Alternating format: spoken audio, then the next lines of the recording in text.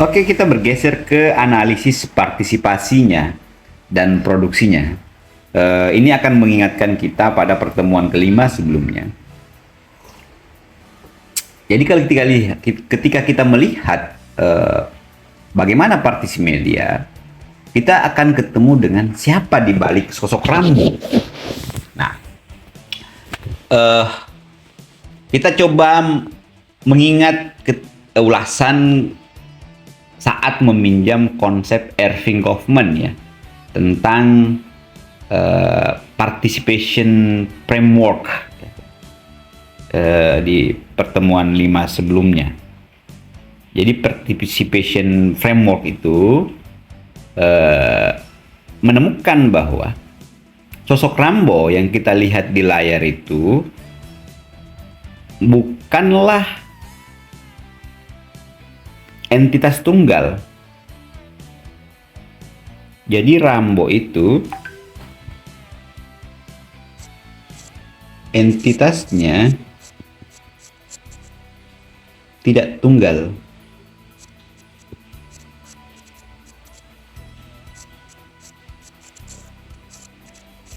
Artinya apa? Lewat produksi ini ada berbagai elemen, gitu. Ada berbagai elemen keterlibatan yang menjadi teks kita untuk mengulik lebih jauh lagi. Pertama, kita akan lihat bagaimana animatornya, gitu. Bagaimana animator atau aktor ya. Kemudian pengarangnya siapa atau autornya. Dia bisa sutradara, dia bisa produser, juga penulis dan penulis naskah. Pemilik studio siapa? Ya, the principal. Siapa punya PH gitu ya. Nah, ini menjadi poin kuncinya gitu. Ketika misalnya kita dudukkan animator gitu, kita akan ketemu dengan siapa di sana? Kita akan ketemu dengan aktornya. Aktornya itu sendiri adalah ini, Sylvester Stallone ya. Sebagai aktor, dialah yang memberikan tubuh, ya, dialah yang memberikan tubuh. Apalagi suara, apalagi selain tubuh suara, tentu gerakan, dan paling kuat adalah segala sesuatu itu yang melahirkan, dari ketiga hal ini itu melahirkan karakter seorang yang herois gitu, yang bisa menaklukkan satu negara sendiri, datang dengan sendiri. Selain dari animator, dalam hal ini bagaimana si Sylvester Stallone sebagai aktor, kita juga ketemu dengan autornya, bisa penulis naskah ya, termasuk Stallone sendiri sebenarnya, dan penulis novel aslinya David siapa ya kalau nggak salah nih, David Morrell siapa ya. Nah, mereka ini, autor ini itu berfungsi apa? Dia berfungsi sebagai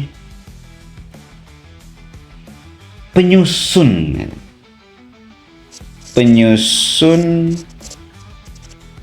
kata-kata sampai pada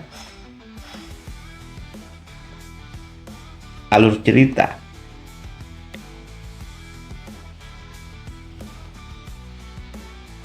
Kata-kata ya, sampai pada alur cerita.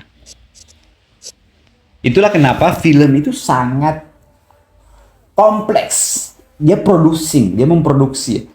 Selama ini kan hanya sutradara yang kita kenal. Seolah-olah partisipasinya dialah segala mode partisipasi. Dialah segala pengambil keputusan, padahal tidak. keputusan-keputusan yang ada dalam produksi film itu produksi berlapis. Makanya disebut multimodal gitu. Dia berlapis, dia melibatkan banyak hal. Sampai pada apa yang kita sebut tadi di awal tentang bagaimana menganimasikan tentang arah film itu lewat tubuh aktor, suara aktor, gerakan aktor yang melahirkan apa yang kita sebut karakter kan. Belum lagi autor, pengarang ataukah pencipta, pembuatnya, mulai dari penyusun naskah, penyusun kata-kata, pembuat alur cerita, sampai pada keputusan ketika kamera diperhadapkan di depan tubuh aktor dan kameramen itu mengambil keputusan. Belum lagi dipindahkan lagi ke tempat yang berbeda, di meja editor, apa yang mana dari seluruh bahan-bahan material, bahan-bahan mentah dari pengambilan gambar itu diselect, dipilih dan ditempatkan untuk sesuai dengan alur yang dibentuk macam itu. Nah, belum lagi sang pemilik ya, atau the principal ini juga punya sesuatu yang didorong bukan? Studio film seperti apa yang kita lihat di sini,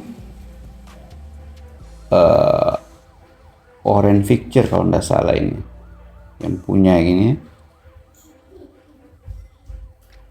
itu sebagai contoh lah ya, Orange Picture dan Tristar gitu. Jadi lembaga ini ataukah rumah produksi inilah yang memiliki ideologi dan kepentingan ekonomi di balik pesan film.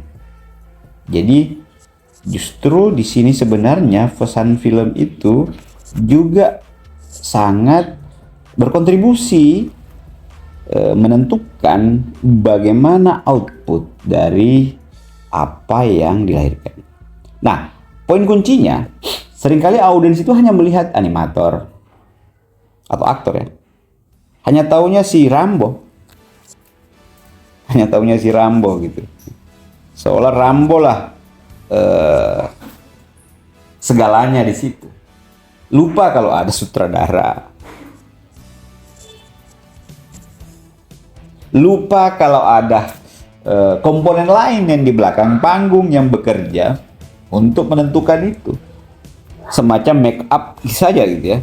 Make up artisnya, bagaimana dia penentuan tentang penggunaan pita atau ikat kepala warna merah, penentuan tentang ini, bagaimana keringat itu meneteskan keringat-keringat, pilihan sobekan dari sini, pilihan dari jenis senjata, berapa ya tadi itu, M60 misalnya gitu kan. Itu semua terlibat dalam produksi. Sebuah pesan atau teks gitu, teks. Kemarin saya menyebut apa yang dibalik teks selain teks ya. Ada yang disebut koteks ya teman-teman, koteks. Koteksnya apa? Ketika kita bicara tentang material dan bentuk dari suatu proses mediasi ataukah dari suatu proses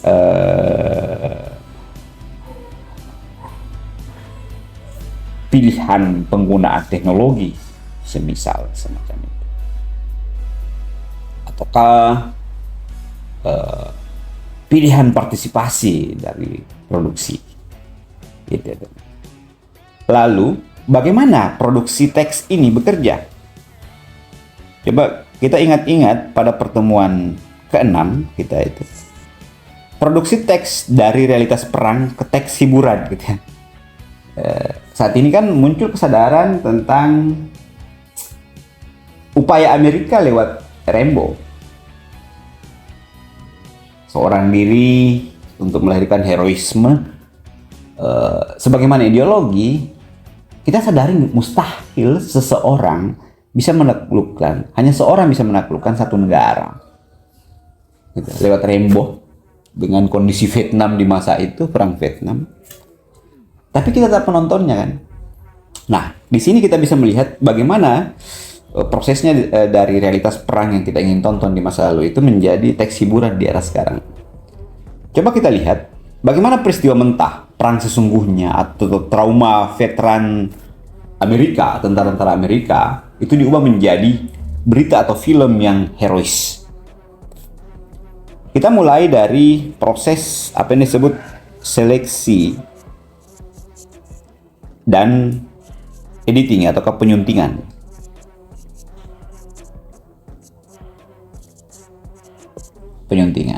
Nah, produksi film Rambo itu melakukan apa yang disebut kurasi ketat. Jadi tidak langsung saja tuh ambil gambar kemudian jadi, enggak. Jadi kurasi ketat. Jadi mereka memilih bagian-bagian dramatis, herois, gitu. Lalu yang lain apa? Yang lain adalah membuang realitas yang mengganggu produksi. Ataukah membuang realitas yang mengganggu proses seleksi ataukah kurasi itu, khususnya realitas yang terlalu suram ataukah membosankan gitu. Nggak mungkin kan kalau sebenarnya tentara Amerika itu digambarkan tentara-tentara yang trauma menghadapi tentara Vietnam. Kita bisa lihat museum-museum di Vietnam sekarang betapa ngerinya itu strategi yang digunakan oleh tentara Vietnam menghadapi tentara-tentara Amerika, ataukah betapa ngerinya menghadapi iklim tropis ya yang tidak terbiasa dengan tropis lalu masuk ke Asia Tenggara. Selain seleksi dan penyuntingan, kita lihat konstruksi realitasnya, bagaimana realitas dikonstruk.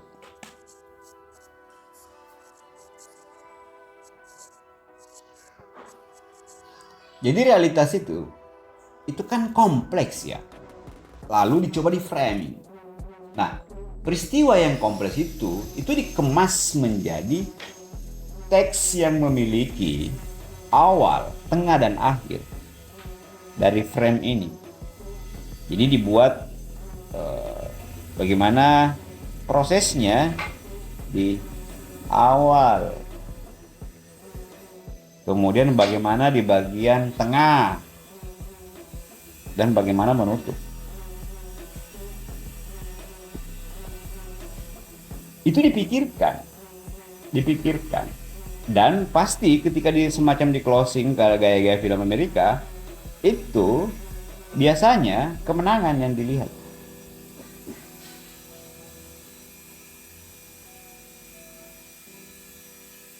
Kemenangan. Ini mirip dengan bagaimana jurnalis menyunting berita untuk menciptakan narasi tertentu.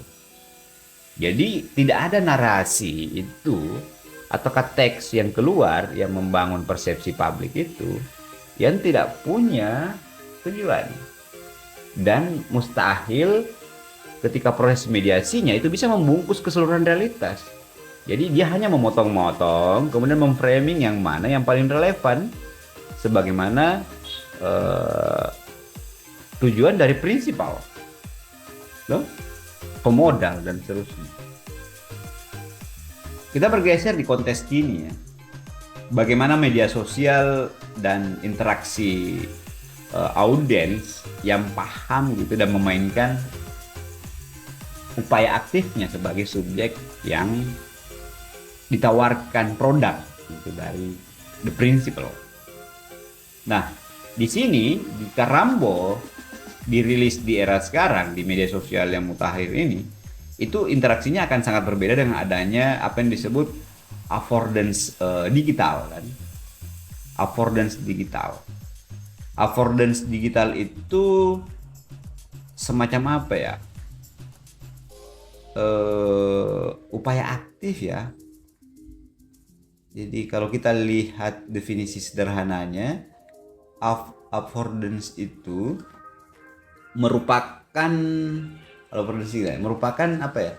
Semacam petunjuk atau isyarat visual ya pada suatu objek, fisik atau digital, yang memberitahu penggunanya tentang kemungkinan tindakan serta interaksi yang bisa dilakukan gitu. Jadi perlu instruksi tambahan, membuat desain menjadi intuitif.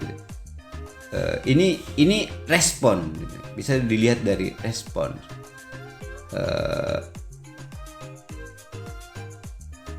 Respon aktif konsumen di era kini. Nah, ketika dilihat di interaksi affordance ini sebagai interaksi gitu. Interaksi gitu. Di ruang virtual saat ini. Barangkali karakter Rambo itu kini hidup kembali dalam bentuk apa kira-kira teman-teman? Kalau sebagai affordance ya, kebanyakan muncul lewat ini kan, meme. Jadi kita selalu biasa dia warawiri gitu, lewat cuplikan meme di TikTok. Ataukah karakter dalam game seperti Mortal Kombat itu muncul di era sekarang? Bahkan banyak yang memparodikannya kan. Ataukah di konteks kita di Makassar itu Sylvester ini dipakai menyanyi lagu Bugis kebanyakan gitu. Dia sambil memegang senjata. Lalu affordance digital ini bagaimana dia menunjukkan fitur yang lain. Fitur yang lain ya. Jadi ada fitur-fitur semacam fitur remix atau duet di TikTok itu. Jadi memungkinkan audiens tidak hanya menonton, tetapi juga berpartisipasi mengisi ataukah menjadi Rambo. Kadang kala itu sosoknya, animasinya yang dipakai Rambo, tapi suaranya orang Bugis yang menyanyi sambil memegang senjata. Nah, di sini ada tambahan lagi tombol share. Jadi selama ini kalau PH yang punya hak untuk mendistribusi, kita semua di era digital ini itu sudah mungkin semua gitu. Karena ada tombol share memfasilitasi kita memviralkan simbol maskulin ini secara lintas budaya, bahkan bisa memparodikannya. Jadi di sini ada perubahan atau pergeseran ya dari produksi teks dari realitas perang tadi itu ke teks hiburan di era kini. Itu mungkin kalau bagian ini.